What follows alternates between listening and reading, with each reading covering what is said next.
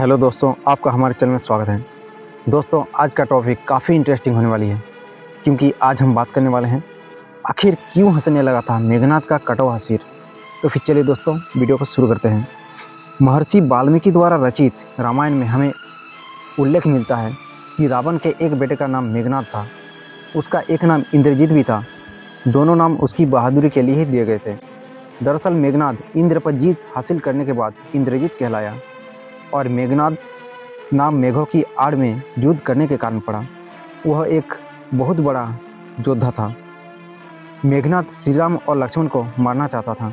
एक युद्ध के दौरान उसने सारे प्रयत्न किए, लेकिन वह विफल रहा। इसी युद्ध में लक्ष्मण के घातक बाणों से मेघनाद मारा गया। लक्ष्मण जी ने मेघनाद का कड़ा सिर उसके शरीर से अलग कर दिया। उसका सिर श्री राम के आगे रखा गया। उसे बानर और रीछ देखने लगे। तभी श्री राम ने कहा, इसके सिर को संभाल कर रखो। दरअसल श्री राम मेघनाद की मृत्यु की सूचना मेघनाद की पत्नी सुलोचना को देना चाहते थे। उन्होंने मेघनाद की एक भुजा को बाण के द्वारा मेघनाद के महल में पहुंचा दिया। वह भुजा जब मेघनाद की पत्नी सुलोचना ने देखी तो उसे विश्वास ही नहीं हुआ कि उसके पति की मृत्यु हो चुकी है। उसने भुजा से कहा, अगर तुम वास्तव में मेघनाद की भुजा हो तो मेरी दुविधा को लिखकर दूर करो। सुलोचना का इतना कहते ही भुजा हरकत करने लगी। तब एक सेविका ने उस भुजा को खड़िया लाकर हाथ में रख दी। उस कटे हुए हाथ ने आंगन में लक्ष्मण जी की प्रशंसा के शब्द लिख दिए। अब सुलोचना को विश्वास हो गया था कि युद्ध में उसका पति मारा गया है। सुलोचना इस समाचार को सुनकर रोने लगी। फिर वह रथ में बैठकर रावण से मिलने चल पड़ी। रावण को सुलोचना ने मेघनाद का कटा हुआ हाथ दिखाया और अपने पति का सिर मांगा। सुलोचना रावण से बोली, अब मैं एक पल भी जीवित नहीं रहना चाहती हूँ। मैं पति के साथ सती होना चाहती हूँ। तब रावण ने कहा, पुत्री 4 घड़ी प्रतीक्षा करो, मैं मेघनाद का सिर शत्रु के सिर के साथ ही लेकर आता हूँ। लेकिन सुलोचना को रावण की बात पर विश्वास ही नहीं हुआ। तब सुलोचना मंदोदरी के पास गई। तब मंदोदरी ने कहा, तुम राम के पास जाओ, वह बहुत दयालु हैं। सुलोचना जब राम के पास पहुँची तो उसका परिचय विभीषण ने करवाया। सुलोचना ने राम से कहा, हे राम, मैं आपकी शरण में आई हूँ।